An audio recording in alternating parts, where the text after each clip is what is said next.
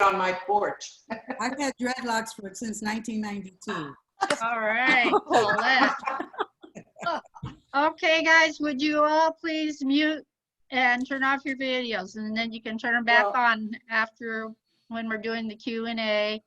I want to say, put it it's on 5 o'clock in Florida. 5 o'clock in Florida.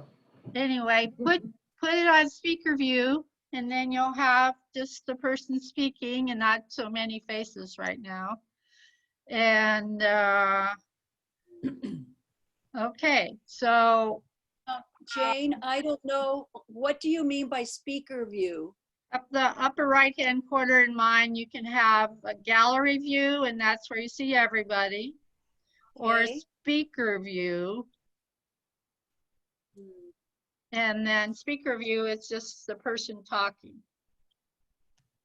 Does it have a blue background with 3 dots? No, No, it's like a bunch of, Mary, well, I think if you hit the 3 dots, it'll give you the options, Joan. Okay, I'll try that. Hide non-video participants, that's it. Thank you. okay. All right, so we'll start. Welcome, everybody. We have some guests, so I'll introduce myself. My name is Jane Niemeier. I am the president of the San Diego branch of AAUW, and I am also the membership treasurer of the La Mesa El Cajon branch, and I am the vice president of the La Mesa El Cajon Foundation. And so very active in AAUW, and I believe in our mission. And I'm going to introduce Toni and Paulette in a few minutes, but I wanted to say, first of all, since we're all women here, I'm sure that every single one of us has experienced sexism. And I was going to tell you a little story about me, and I didn't realize, you know, when I was growing up, I was experiencing sexism. There were no sports for girls in my high school. I went to high school in the 60s, so Title IX hadn't been passed yet. But when I first got married, I first got a job, I was so excited. I was teaching French 101, one class at Wright State University. And so I taught my class, and the department chair called me in after a while, and he said, "Oh, you're doing a great job.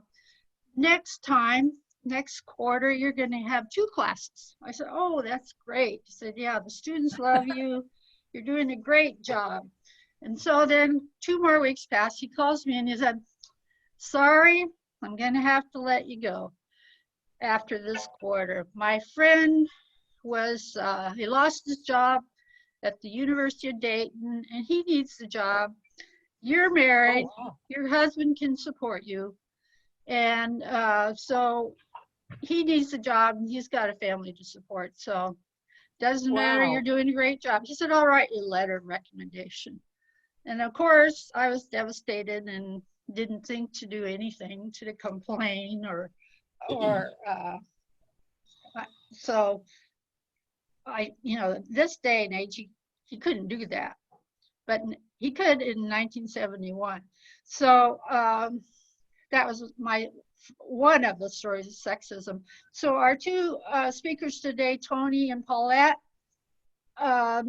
they were going to talk not only about sexism, but racism. And instead of giving you an introduction, because they're going to tell their stories, I just thought I'd say how I met them. And Toni I met first at Tech Trek. And for those of you who don't know what Tech Trek is, it's our STEM camp for 7th grade girls, and they go for a week, well, not for a couple years because of COVID, but they go for a week in the summer, and we try to pick girls that normally wouldn't be able to have that experience. So at that time, Toni was a dorm mom, and then she became the director.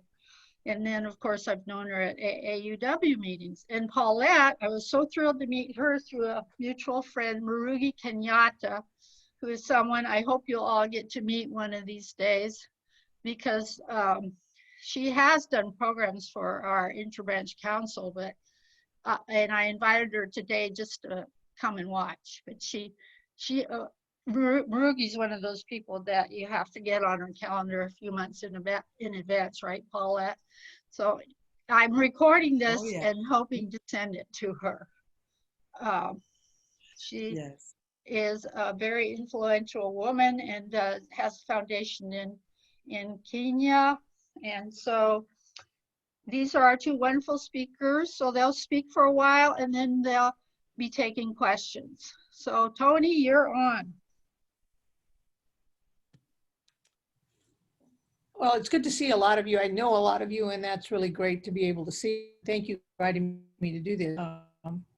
These are very troubling times we're in right now, and it's kind of interesting that when I look back at my background and my upbringing and where I went to school, it's kind of interesting that I now look back and say, oh yeah, that happened. That kind of like what Jane said, that she didn't realize that what they did to her with her letting her go at her job actually happened to a lot of us, and we didn't know any better.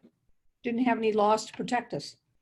I grew up in a small town in California, so I was educated in California. We had pretty much of a mixed population. And when I say mixed population, I mean there were Japanese, there were Hispanics, there were white people, there, you know, they were Black people. So when I talk to some of my friends and they say, I never saw Black people until I went to college, it was like, wow. So we had a very, in my opinion, very mixed population. But in looking back, I look at what happened. My very first experience of any type of racism for me was our high school gave grants to kids to go to college, and you were put into categories. And the counselors were the very first people that I came across as being, I would say to a certain degree, racist, because when you looked at who got grants and who didn't get grants, and you pretty much knew, small school, you knew how well you were doing in school. You knew whether your peers were passing their tests and how well they were doing. So it wasn't like, oh, well, that person didn't really get a grant because their grades were really poor. And my first experience was that I played on a tennis team in high school, and I was active in different school activities. And when it came to getting a grant, I had applied for the grant, and it was interesting because my best friend, her mother was on the board that selected the kids to get the grants. And Susan said to me, well, I don't understand why you're not going to get one. And I've talked to my mother about it. And I said, well, what are you talking about? And she said, well, you know, they don't seem to think that maybe your grades are, that you'll be able to keep up your grades and you're not that, maybe you shouldn't be going to college. I mean, she pretty much came out and said that. And I went, well, why not? Well, I'm Hispanic. And I guess we didn't have a high success rate. If you never get there, you're never going to have a success rate. So I was very disappointed. And Susan went back and talked to her mother, and eventually, I don't know how she convinced her, but I got my grant to go to a junior college to begin with. And I talked to my parents about it.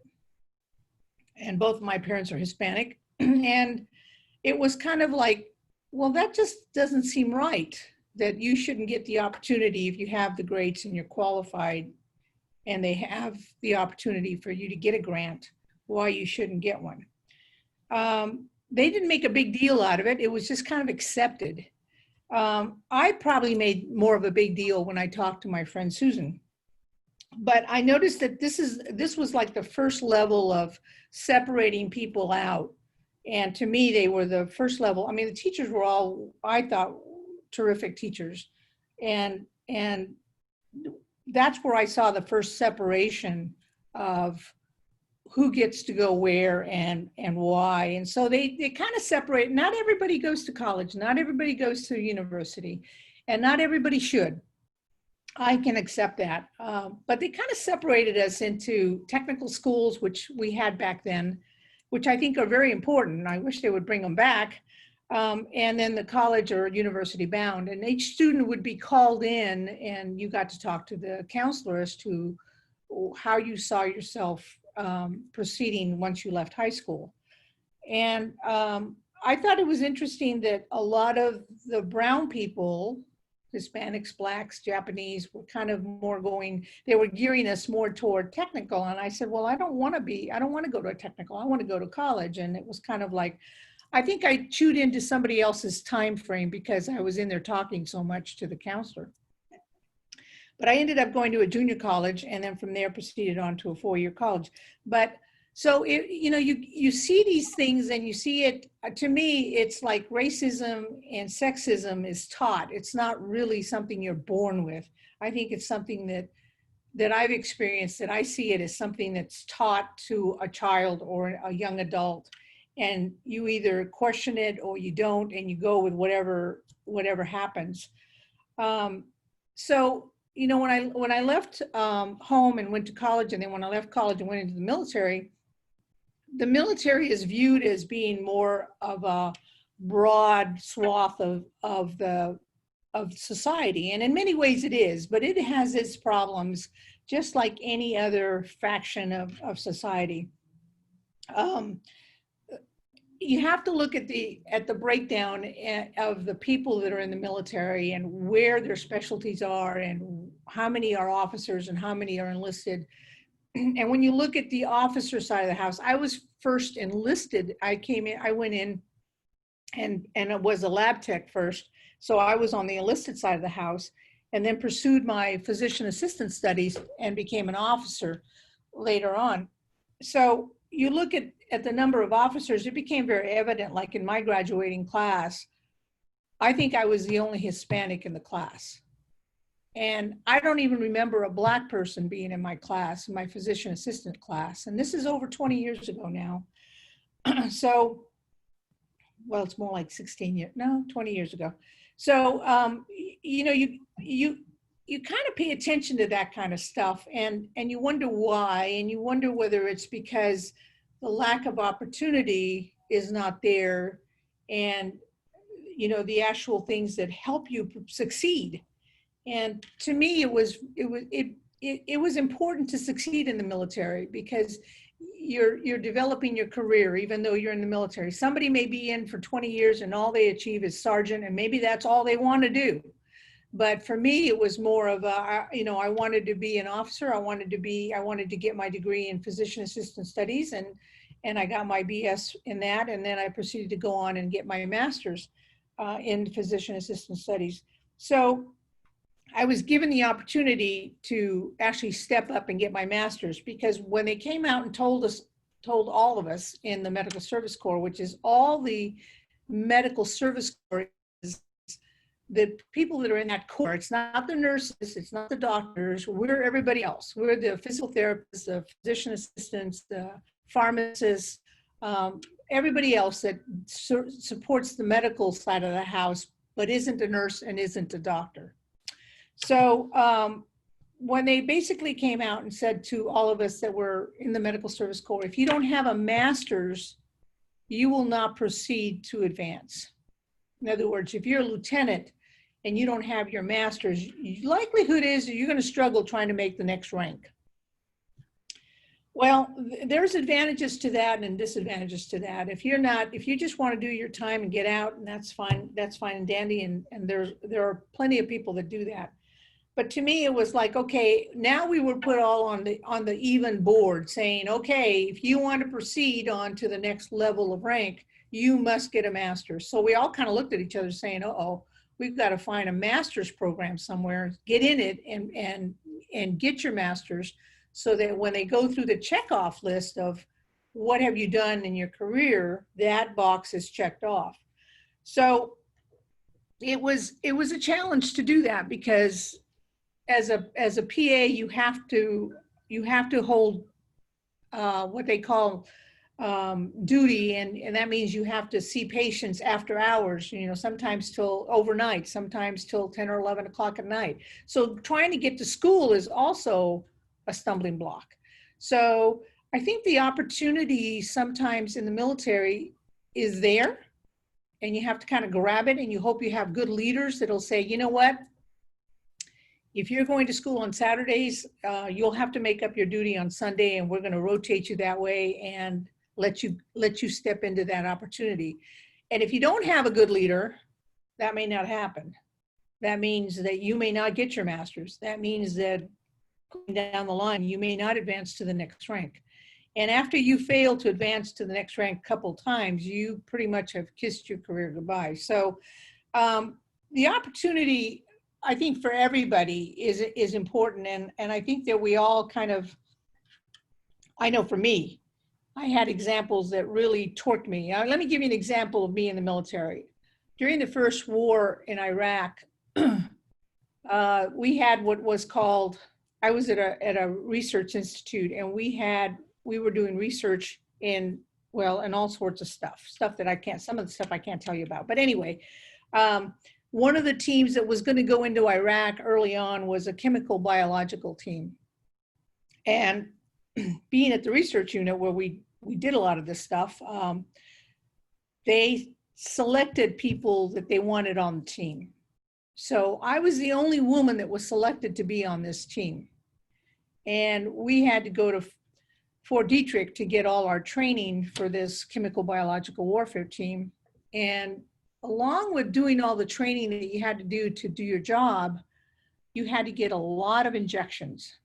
I mean, I have a separate log of injections that I got from stuff to protect us when we were going to go into this country, and they were afraid of chemical and biological warfare. So we're like 2 weeks before, and I haven't told my mother that I'm going into Iraq, okay? She's the only parent I have left, and I'm not trying to put her in through any type of worrisome node, and so I just don't tell her till like 2 weeks before we get ready to deploy. So I tell my mother that I'm going to have to go into Iraq, and that we're going in with this team, and you know, we'll see what happens. I mean, you really can't tell when you go into war what's going to happen. So after all this training, after all these injections, all of a sudden, the Bureau of Navy Medicine realizes that I'm a woman. Okay? My name is Antonia, and if you don't pay attention to it, another form of not paying attention to women's names, they thought that Antonia was the same as Antonio, which is the male version. So I'm getting, all of a sudden, I get called into my commanding officer's office, and I'm thinking to myself, I just talked to my mother, so my mother hasn't died. What the heck's going on? So I come in, and he sits me down, and I was a chief at the time. And he says, have a seat, chief. And I thought, uh-oh. And then the secretary closed the door, and I thought, oh, this is going to get ugly. So I thought to myself, okay, what's up? And he says, well, you know, all that training you've been through, and all the injections and everything you've been put up with, all the stuff that you've had to do to get ready to go with this team, you can no longer go because you're a woman. And I thought, what? And it caught me off guard, because I thought, you know, I've advanced pretty well. I've done everything they want me to do. I've trained. I've done well in training. And now they're telling me 2 weeks before that one of my peers that was a backup has to go instead of me because of the fact that I'm a woman. And I thought to myself, wow, this is wild. And I was pretty angry. I was really, really upset. And my commanding officer had to kind of calm me down and say, you know, maybe this is for the better, you know, don't worry about it. We don't know what the heck the Bureau's thinking, but you're obviously qualified to go do this job, or you wouldn't have been selected. So I thought, well, okay, you know, I mean, I was really, really pissed. And then I've got to go back and tell my mother I'm not going out of country into a war zone, which she was happy about. But this was a form of, I thought, of discrimination toward me because I was a woman, not because I didn't train properly, not because I didn't do all the things they wanted me to do to prep to get ready to go with this team, because you work as a team. It had to do with the fact that I was a woman.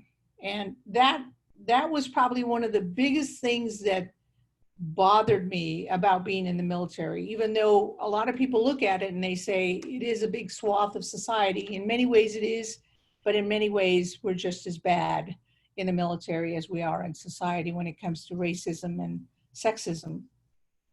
The other thing that always confused me was, like I mentioned before, was my name, because of the fact that it is Antonia. And even when I go to the VA, went to the VA for my audiology examination before we left on this trip, and they called my name, pronounced it right.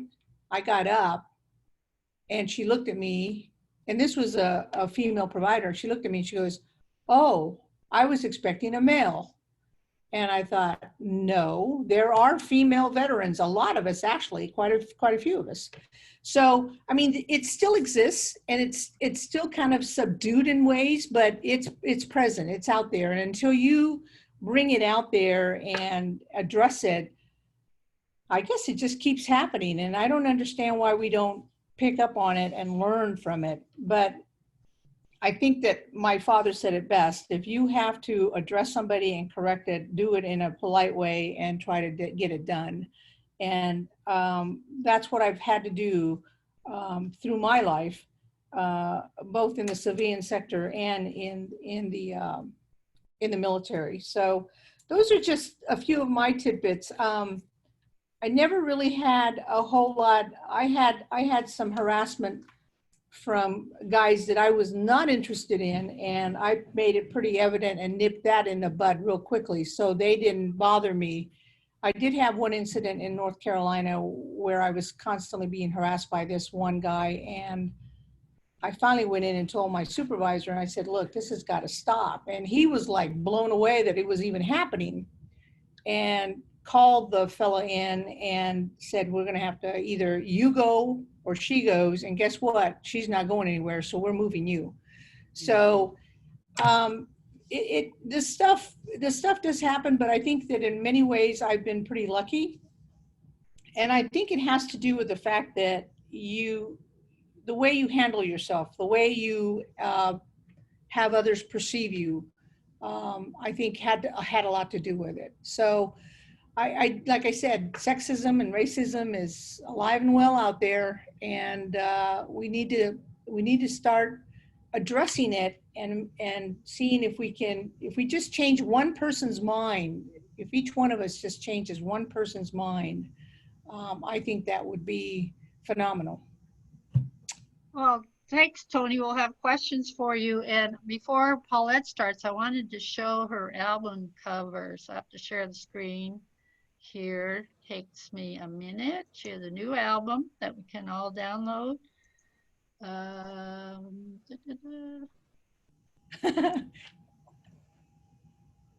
Coming up. Can you see that? No. No. It's me sharing the screen again. Well, Share screen. I Jane. did. Hmm. We all Okay. share a screen for you to share. Well, you can find it on Amazon. Let's put it that way. Okay. All right, Paulette, you're up, and I will mute again. If Toni wants to mute for now, that would be great. Okay. Hi, I am Paulette McWilliams, and it's so nice to meet so many incredible, wonderful women. From Jane, I hear that you're all really wonderful, and it's my honor and my pleasure to be here. The isms that I'd like to talk about are both racism and sexism. I grew up on the south side of Chicago, and it was called the ghetto, pretty much. It wasn't the poorest part of Chicago, but it was very poor. And my mom and my dad both worked 2 jobs. And so my sisters and I was the baby for about 10 years, and then my brother came. He was a surprise. Anyway, my mom and my dad both had been dealing with racism because Chicago is quite segregated. The neighborhood where I grew up was an all Black neighborhood. And we watch TV and we watch the movies. Rarely would we see any Black people on TV or television. Sammy Davis Jr. every once in a while. We'd see, but I loved all the movies, Doris Day, Judy Garland. I watched all of the musicals most of the time, and had many, many, many favorite musicals that I watch over and over again, Gene Kelly, Fred Astaire. But rarely would we see people that looked like us. And I questioned my mom a lot, where are the people that, we weren't called Black people back then, but where are the colored people? Where are the African Americans? The name changed according to the times. But anyway, I experienced racism through my mom's eyes because she worked at a printing company, and they printed up phone books, R.R. Donnelly's big books, and she also became a hairdresser, and she dealt with racism in both places. She worked at R.R. Donnelly's and she worked there for many, many years, but she would never get promoted because the white people that would come in got promoted, even though they were younger than her. They had no tenure, they had no time on the job, but because they were white, they would get promoted over my mom, and she knew how to do everything there like she knew the back of her hand. Paulette, Yes. people are asking you to speak up a little. Oh, okay. Okay, I'm sorry. No, I said that I was born on the south side of Chicago. I experienced both racism and sexism. We'll speak of the racism first because that's how that ism started with me first. Can you hear me now? Can everyone hear me now? Yes? Okay. Yes. Yeah, Okay. you can go on with your story. I think they heard most of it, so Okay. you can go Okay. on. Okay, no problem. Like I was saying, both my mom and my dad worked at the steel mill. He also was a victim in his mind of racism, how he was treated because of the color of his skin. And my mom never did move up for the length of time that she worked there, over 30 years. My mother would not get any, she never had the opportunity to move forward on the job. So she became a beautician, and they were racist. It was racism there too in the cosmetology school, sorry. I'm a little nervous. And so she experienced racism everywhere she went, because that was really what it was all about, especially then. Martin Luther King was out at that time. The south side of Chicago, all of the neighborhoods were segregated. The Black neighborhoods, we didn't have recreation centers. We didn't have anything but a concrete park across the street from us. And we didn't learn very much about recreation. I never learned how to swim, all of those things, because there were no places for us to go, really, that my mother knew of. My mother didn't really know how to, she was a great mom, she was a wonderful mom, but she didn't know how to, excuse me, push us as her daughters, her children. She didn't know how to get over the fact that the racism in Chicago was so prevalent. And so, we just really went on and lived the way we lived. My mother and father were both had very much oppressed mentalities. And so they were oppressed mentally. And so, it really did bleed over into her children. So it took a lot of undoing as I grew up, because I am a professional vocalist, a singer, entertainer. It took a lot of undoing in order to become who I am, the musician that I am. It took a lot of undoing some of the things I was taught. And I was taught those things because my mother loved us And she taught us different things about racism because of what she felt and what she went through. So she felt she was teaching us those things out of protection. But as it happens, you know, these things go on from generation to generation, and it's passed on. My mother's mother, my mother's great grandmother was a slave. My ancestors were slaves. My dad's great grandparents were also slaves, African American and Indian, but they were slaves. And so this is what we were taught. My mother didn't finish, my mother went as far as 8th grade. My father went to 11th grade, I think. And so as a result of that, my sister Joyce, my middle sister, went to college, but she was sick all of her life. My oldest sister did go to college and learned to become a school teacher. She was a great school teacher. But all of our lives, we dealt with a social racism all the time. And breaking out, the only one in my family to break out into the music business, I was the only one. And it was a horrible time for me. Many times the lesson was really difficult. I auditioned for a group called the American Breed, which was at the time a very big, they were a bubblegum group. They had a big hit out called Bend Me, Shape Me, Any Way You Want Me. That was a big hit of theirs. And they auditioned over 150 girls, of which I won the audition. All of the members of that group at the time were all white except for the one black bass player who was very light-skinned. And so when we traveled, I auditioned, of course I won the audition, but when we traveled on the weekends, when we traveled and we did gigs throughout the South and all through the North and the Midwest and all over, when we traveled in the South, there was so much racism.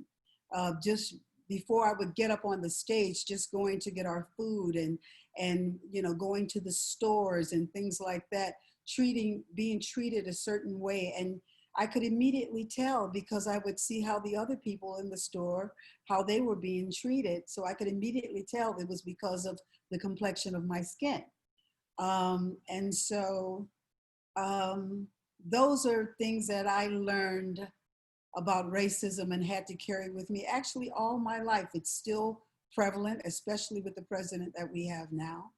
But those are the kinds of things that I had to deal with all the time. I had, you know, white girls in the bathrooms when I was getting dressed for the performance. They'd come in laughing at me and pointing at me. And, you know, I had a few of them look behind me and said, "We wondered if you had a tail," things like that. So those kinds of things were very, very hurtful because I felt like there was no difference between those people and myself. For the longest time, I knew there was no difference. However, I began to learn that as long as they continued to feel that there was a difference, that I had to accept what that was and be okay with myself and realize that even though I knew there wasn't a difference, I had to just kind of play the game in order to move forward because I was looked upon in a certain way. And that's the way it's been most of my adult life in many different instances, but things have gotten better since Martin Luther King, but now it feels like we've regressed to the point where it feels like we're starting all over again. So that's all I want to say about the racism card, because that is really, it's really quite an emotional thing for me. However, I look at people for their content of character, and I love everybody. I don't always like people's behavior, but I am taught, because I believe in God, to love each and every person that I meet. And that's how I always greet everyone with respect. And I would love for that to happen with me, but that hasn't always happened. And I remember one incident in particular when I first moved to LA and came here with my daughter. I was a single mom. I still am a single mom. I came here and I came to the Valley. I'm in Los Angeles, I'm in Studio City. And I remember we were in the car and these guys were in a convertible and they drove past and said, "Niggas, get out of my neighborhood."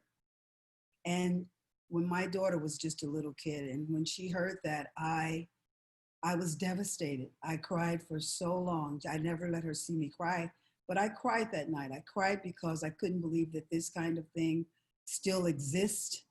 And this was, oh gosh, this was 1976. I'm 71 years old. So yeah, this is 1976 when I first moved here. And so those kinds of things have happened, and bits and pieces of those things I remember throughout my life. And in the industry, it also exists. Along with sexism, there is racism. I've done so much work in the industry. I've sung with so many people. I mean, the actual artist, I hardly ever experience racism from other artists. However, from different producers, when I do jingles, from different ad people, saying things to me like, "We'd like for you to sing it a little bit more with a little more, less of your accent, a little more white, or a little more," those kinds of things. When I sang background with certain choir groups, there would only be maybe one or two Black people and mostly all white. And they would say things to us like, "We want you guys to kind of color the group to give it more of a gospel sound." And those kinds of things would actually hurt.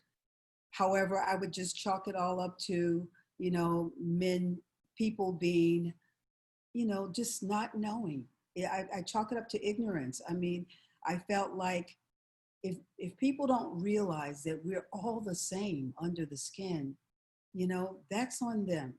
And so I dealt with that quite a bit. I dealt with sexism a lot in the industry, being an entertainer. I've sung with everyone from Michael Jackson, Luther Vandross for over 20 years, Johnny Mathis, and Aretha Franklin, Whitney Houston. I could go on the list of names. I've sung background. I'm a solo singer and I sing background. I know the art of background singing. And I've sung with all of these different people all my life. And I've done many, many, many jingles. And I've done gigs, performances with different actors, so-called singers. I'm not gonna name any names, but one particular gig that I did where I really, really was,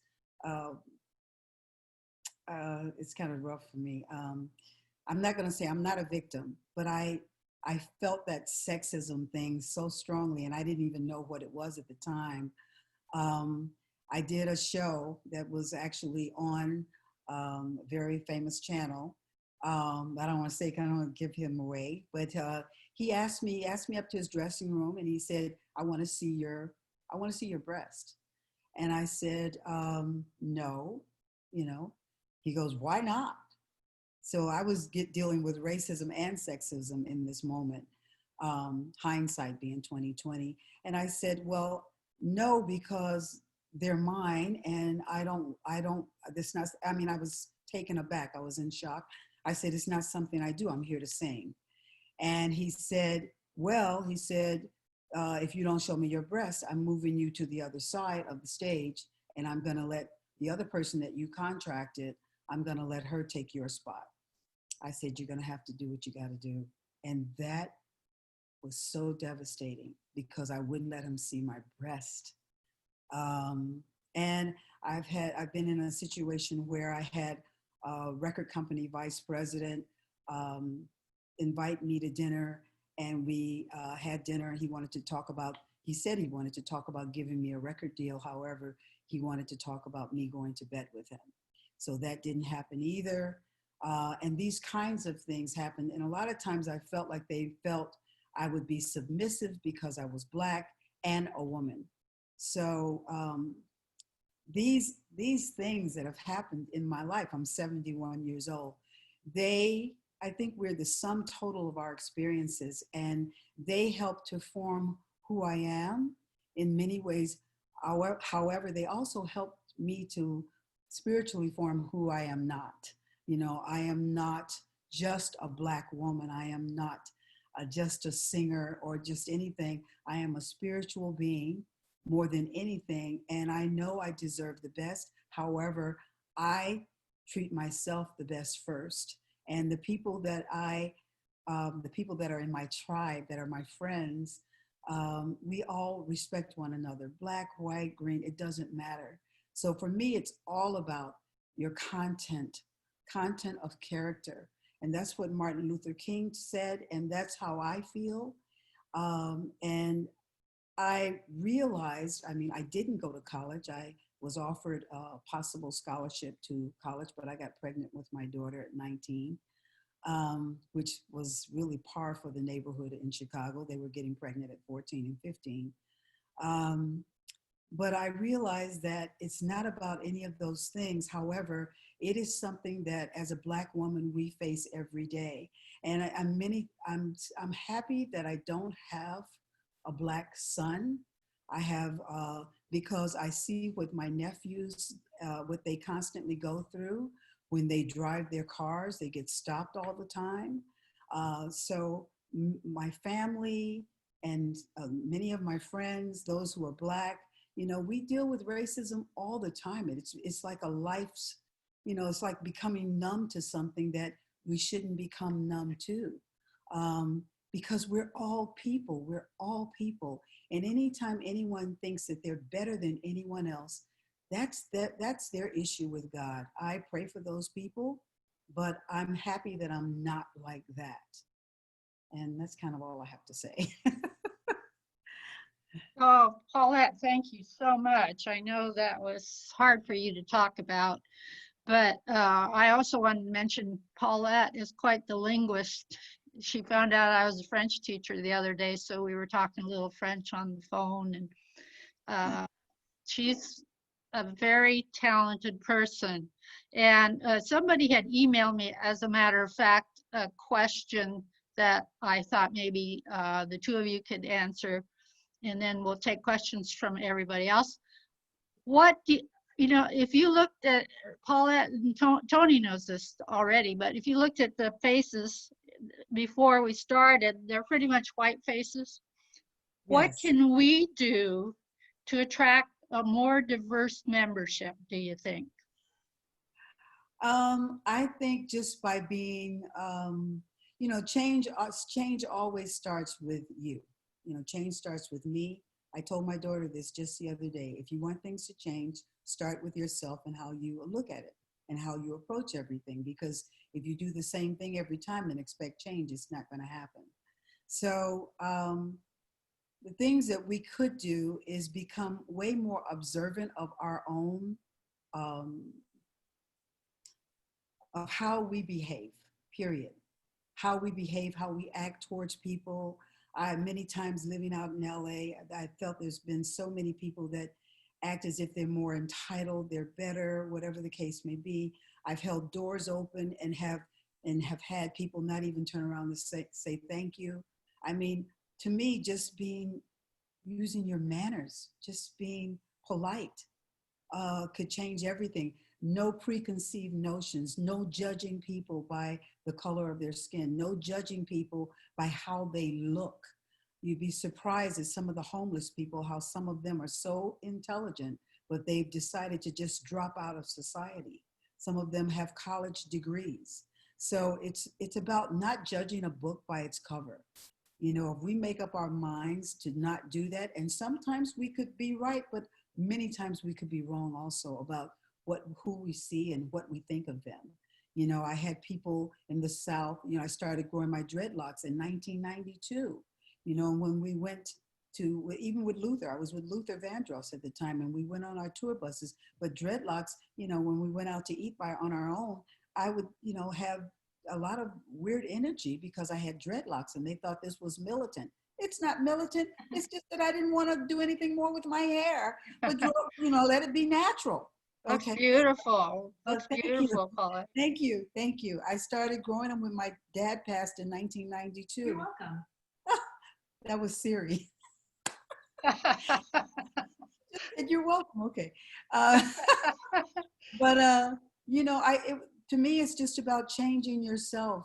And a lot of times when we get to be a certain age, we get locked into our behavior. I think to remain open, I think that, you know, people always ask me, how is it that you stay so young? And there's no formula, but I feel that my spirit is ageless. And as long as you are in your spirit, you don't behave in the same way as you do when you are just doing old behavioral stuff, you know?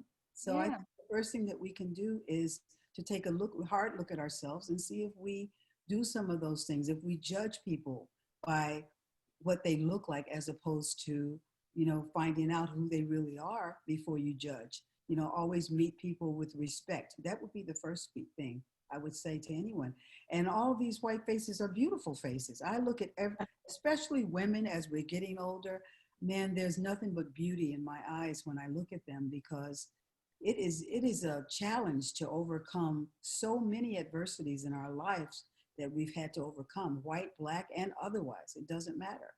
So just as women, we've had to overcome so much. So we have to have compassion and empathy for the people that we meet. You never know what anyone is actually going through. You see people and you think that they're one way, and most of the time you're in shock. I had black people come up to me and give me things that I lost, you know, that I thought I would never get back. I had white people do the same thing, you know. So you don't judge people by their color, by the color of their skin. You don't judge them at all. You make observations after you've gotten to see and perceive, you know, and discern what that energy is. Then you can move and count on your intuition or your insight to tell you whatever it is you need to know. Well, thank you very much. Toni, did you have something you wanted to add to that about getting members? You need to unmute. I think that I know that when I was first actually invited to come to AAUW, I never even knew it existed. Me either. So I think that if AAUW wants to expand to other people of color, I'm going to say it like that, there are lots of organizations that people belong to that are kind of segregated themselves. Like the Black nurses have an organization. Maybe AAUW should reach out to them to bring them in. Sure. The Filipino Nurses Association, the Hispanic nurses. I'm just picking on nurses because I know of their organizations. Mm-hmm. I'm sure there are lawyers that are Hispanic lawyers or organizations that Black people belong to, that maybe the Black Lawyer Association. I think that in order to bring people of other nationalities, of others, you know, training, bring them in and invite them to come to a meeting, address it. I think that's what we can do, because the more you blend people in, the more you get to know about people. I mean, I go to the AAUW meeting and maybe there's 2 of us that are Hispanic there. Mm-hmm. Maybe it's just me. Yeah. And I'll go to a restaurant with Pat and I'll look around and I'll be the only Hispanic in the whole restaurant. Yes. And it's like, what is that all about? You know?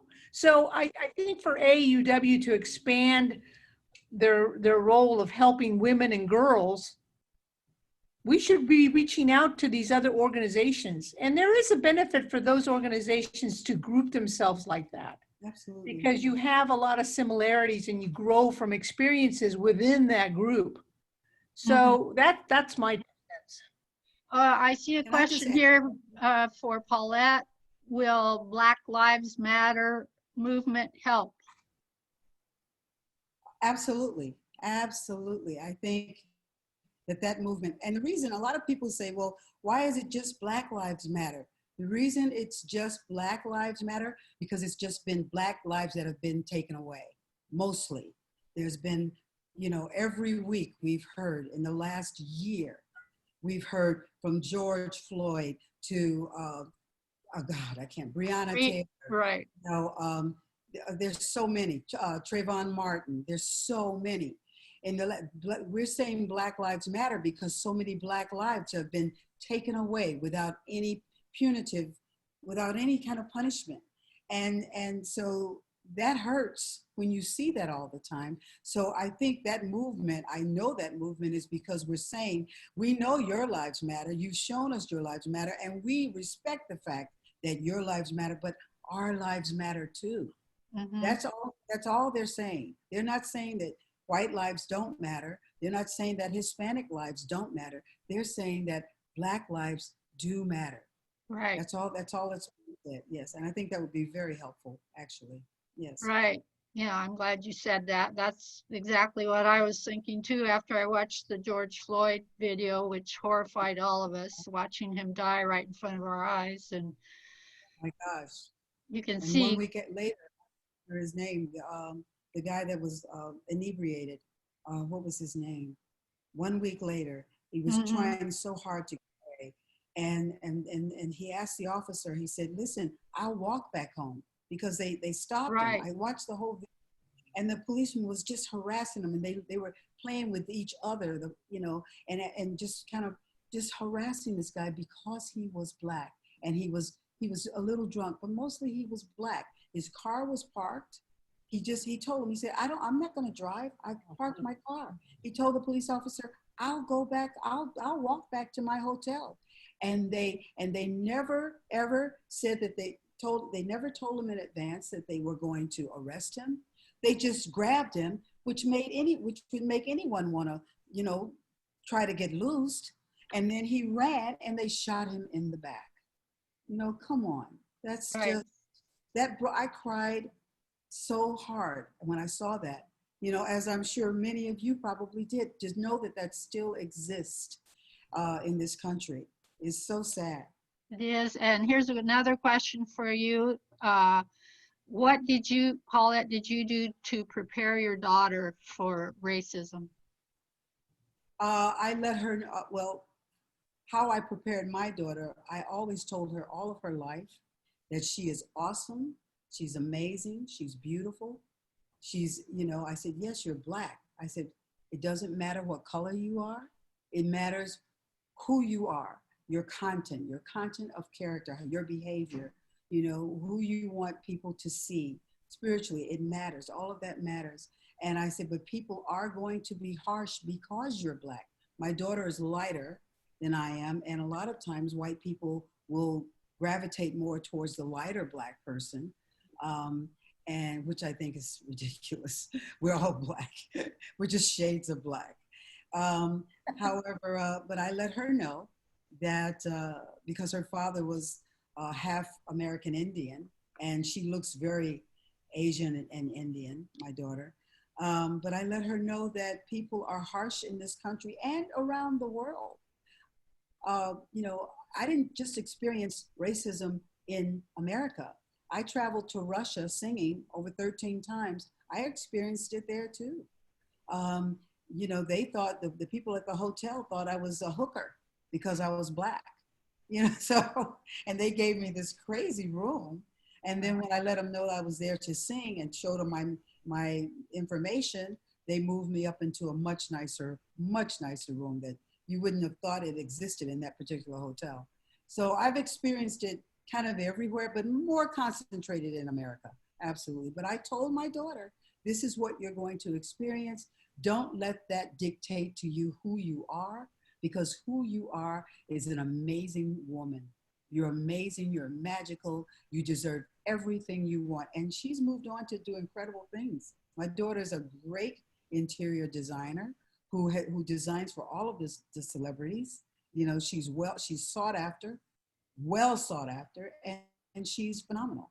And I told her everything that she does will turn to gold, and I said, it's not about the color of your skin. It's about what you do with what you have.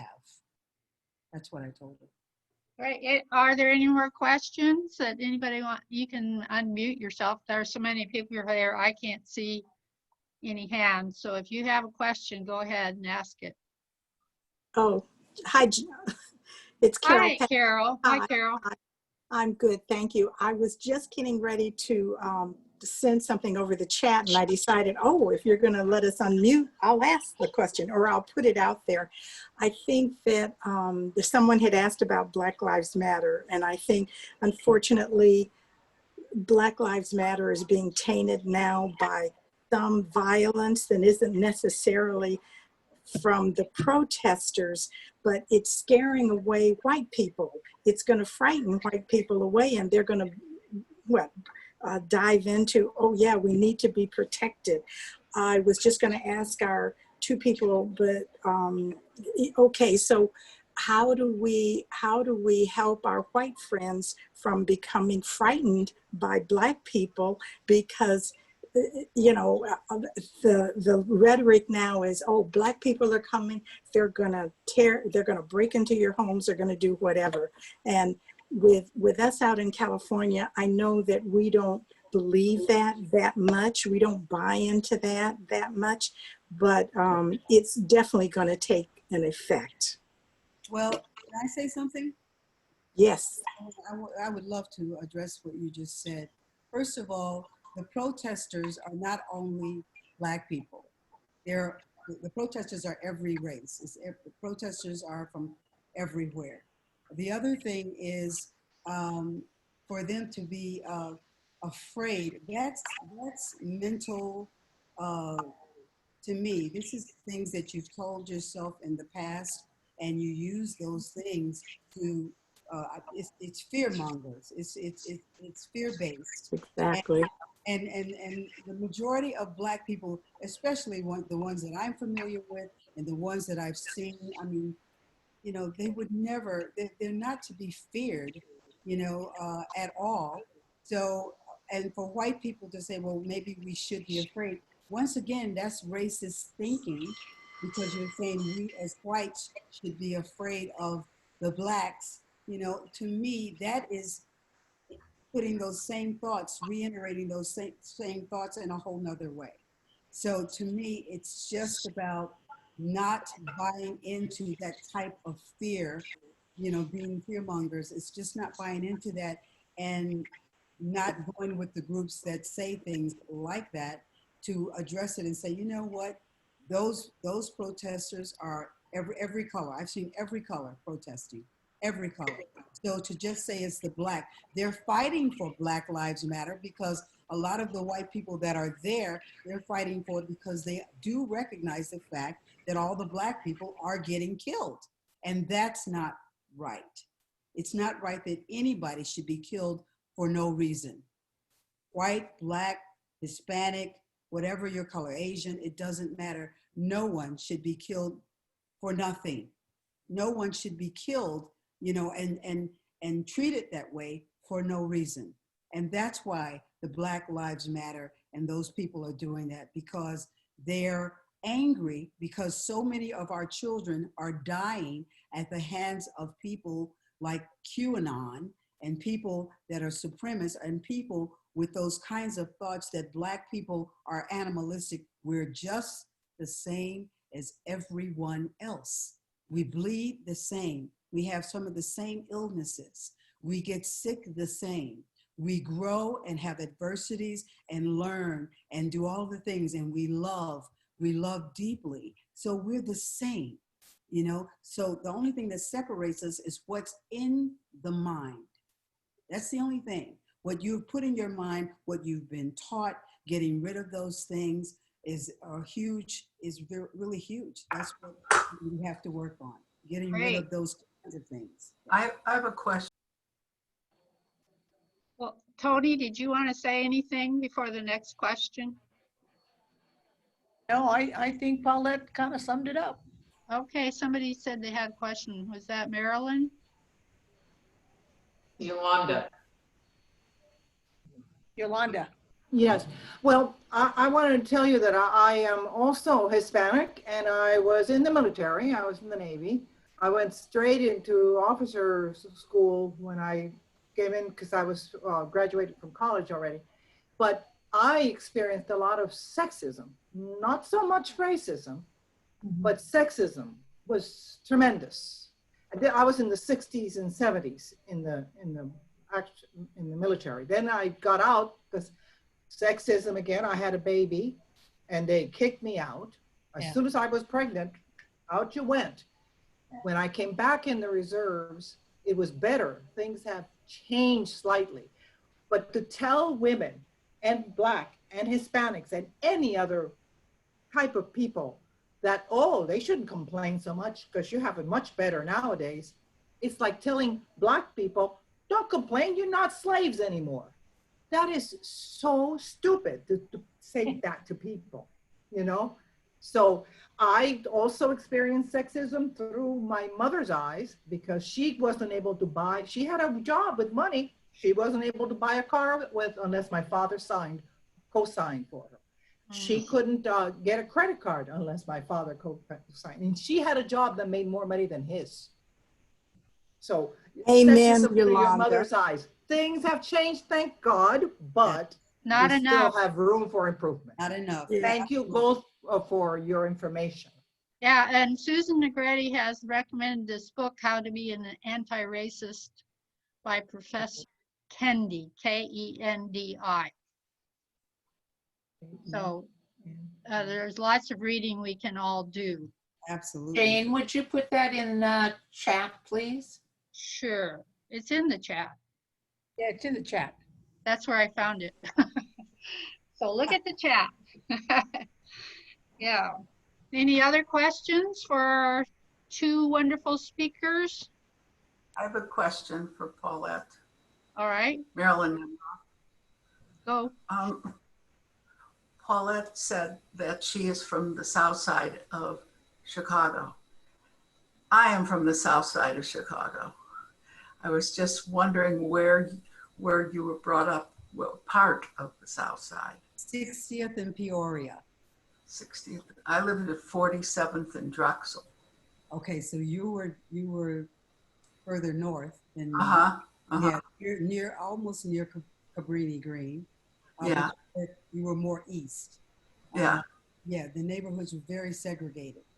I know that. Yes. I know that. Yes. And I moved out of Chicago in 1965, and came here. But when I was a kid, I remember playing in the park on Drexel Boulevard. Yeah. And there was a Black little girl that was riding her bike. She must have been about